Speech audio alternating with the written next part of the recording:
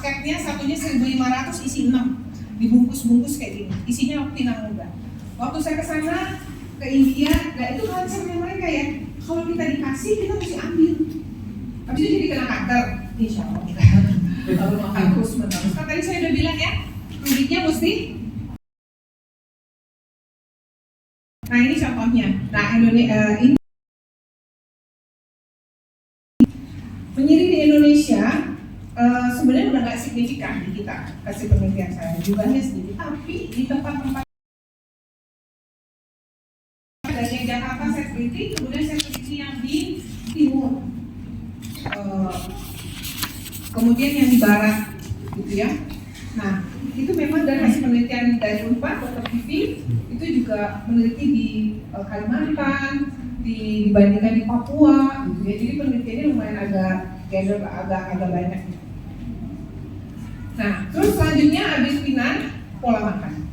Pola makan tuh penelitiannya susah sebetulnya karena sulit meneliti orang yang makan tempe goreng sama makan tempe goreng buah, sama sayur, sama ikan. Kok masih kena kanker juga dibandingkan orang yang makan ayam sama tempe juga sama sayur. Kenapa? Yang satu kena, yang satu enggak? Bingung telitinya. Makanya saya telitinya patternnya, polanya. Dan hasilnya menunjukkan bahwa yang bisa diteliti itu dalamnya makanan. Misalnya, oh ini kandungannya omega 3 banyak, seratnya banyak gitu yang bisa diteliti. Tapi kalau pola makannya tuh agak susah. Sehingga penelitian faktor analisis saya untuk diet pattern ini menunjukkan pola makan yang kombinasinya ada protein dan sayur, buah-buahan menurunkan 2 kali risiko. Karena penelitian saya waktu itu case control, jadi kontrolnya itu orang yang tidak kena kanker dan dibandingkan sama orang yang kena kanker. Ternyata mostly culture-nya orang-orang yang kena kanker kebetulan yang makan nasi sama protein aja, nasi sama sayur aja. Kombinasi nasi, protein, sayur, dan buahnya tidak banyak. Jadi akhirnya keluar faktor analisisnya begitu. Makanan yang pengolahannya dibakar dan digoreng dengan suhu tekanan tinggi itu juga risiko sampai 2 kali. Makanan yang tinggi serat, sayur-sayuran menurunkan terjadinya kanker mulut. Ya. Makanan pola tinggi lemak dengan metode pengolahan suhu tinggi akan menghasilkan pH. Kamu suka yang dipanggang-panggang? Enak banget kan ya? Enak gak? Sate, steak ya, steak. Kamu suka makan steaknya di mana? Gendi. Di mana mas steak? Oh iya yang bakar sendiri. Ada lagi? Gendi.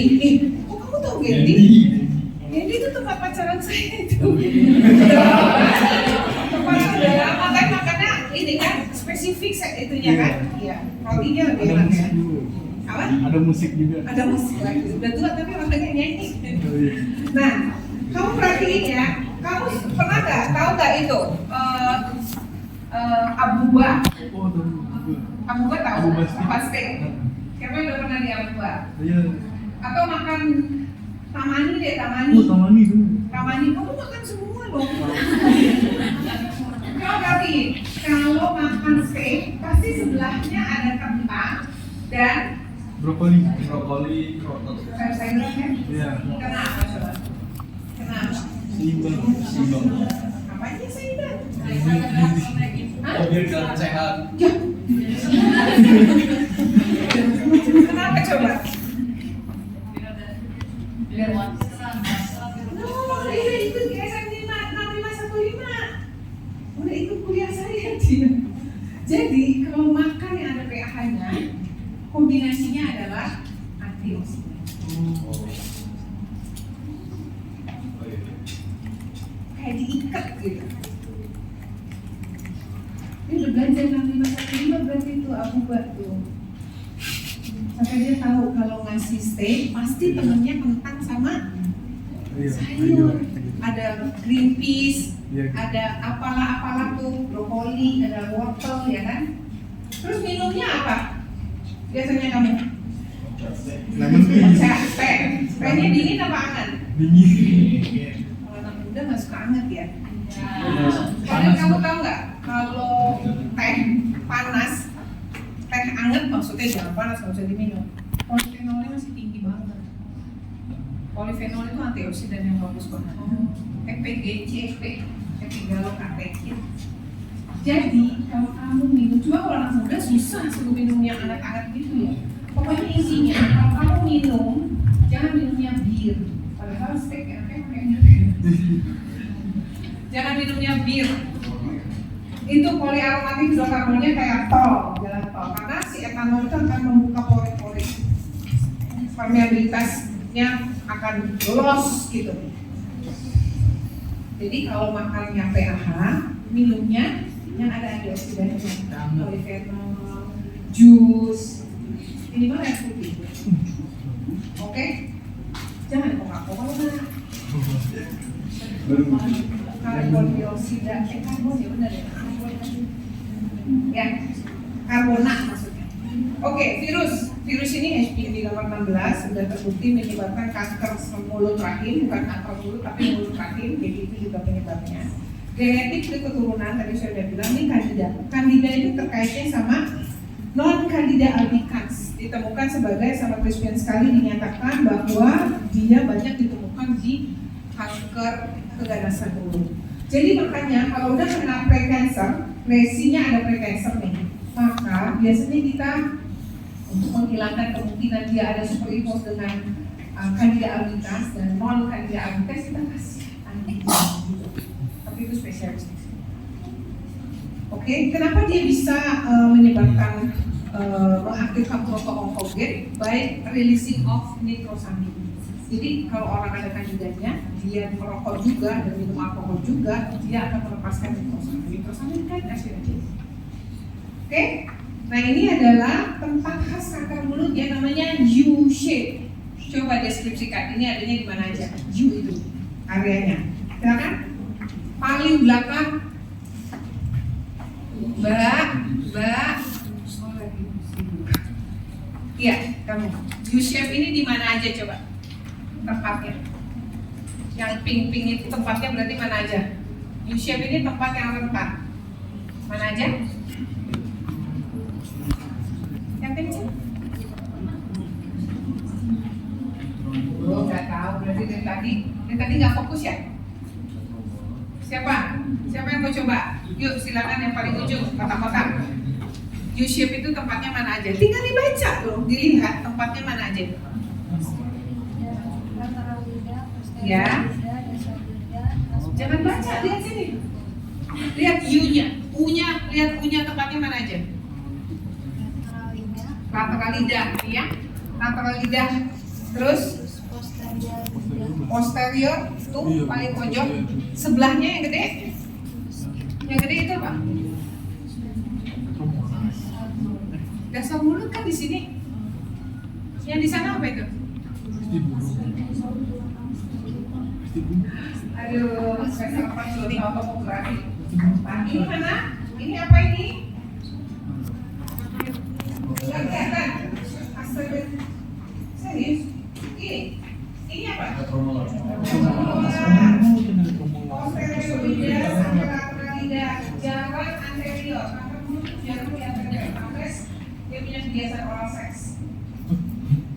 Sini dan dasar mulut kalau di atas. Ya, jadi itu U-shape. Nah, oral cancer screening itu adalah salah satu cara supaya kamu bisa menyarankan pada orang-orang yang populasinya berisiko dilakukan pemeriksaan mulut sendiri, namanya SAMURI, ya namanya SAMURI, atau kita sarankan untuk homotelidin dulu, salah satu screening tambahan lain selain biopsi. Kalau tadi ini akan diserap oleh lesi yang premalignan. Nah, perihalnya SAMURI ini saya ciptakan tahun 2019 dan sudah ada bukunya ya, buku saku SAMURI. Sebetulnya dia pemeriksaan mulut sendiri yang gampang banget, hanya menggunakan dua jari aja. Samuri dilakukan 1-2 kali sebulan. Semua perubahan warna, ukuran, dan tekstur pada mukosa mulut dicatat dan diobservasi lalu dilaporkan. Ya, dilaporkan. Jadi dokter gigi itu kewajibannya menyarankan Samuri. Samuri itu habis waktunya cuma 1-2 menit. Cuma lihat di depan kaca, dibuka ke atas nih ada videonya. Kita itu dulu ya, kita dengerin dulu ya. Ini gimana nih?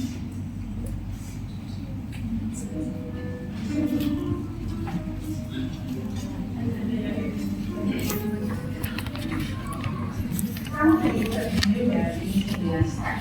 Step pertama, kita lakukan bersihan jari-jari tangan dan tubuh di bawah air mengalir. Kemudian dengan menggunakan kedua ibu jari dan kelingking, kita berdiri dengan sempit. Pemeriksaan Samuri dimulai dengan pemeriksaan bibir atas dan bibir bawah. Tarik bibir atas ke atas dan tarik bibir bawah ke bawah. Kemudian kita raba dengan menggunakan ibu jari dan telunjuk ini.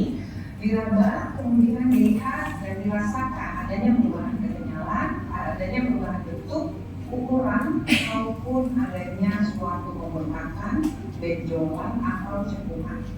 Perubahan warna, bentuk, ukuran, serta konsistensi atau penyaran ini dicatat dan dijadikan bahan untuk didiskusikan oleh dokter gigi terdekat. Step selanjutnya adalah dengan menarik pipi bagian kiri dan pipi bagian kanan. Sama seperti sebelumnya, lakukan pemeriksaannya dengan melakukan perambaan pada area tersebut. Dilanjutkan dengan pemeriksaan lidah, bagian punggung lidah dan bagian lateral atau tepi lidah, dan selanjutnya ditutup dengan bagian bawah lidah atau kita sebut sebagai ventral lidah. Samuri diakhiri dengan pemeriksaan pada langit-langit bagian atas, dan di sana lagi-lagi harus dilihat semua perubahan yang ada, dan juga termasuk di dalamnya harus ditampilkan keterangan apakah ada rasa sakit, apakah ada nyeri, apakah munculnya baru atau sudah. Dengan mendeteksi secara dini, semua kelainan dalam pola mulut dapat dilakukan perawatan, pelaksanaannya dengan lebih cepat, lebih baik, dan mempunyai prognosis atau ramalan yang lebih baik, sehingga dapat mencegah suatu kelainan yang kita sebut sebagai kanker mulut.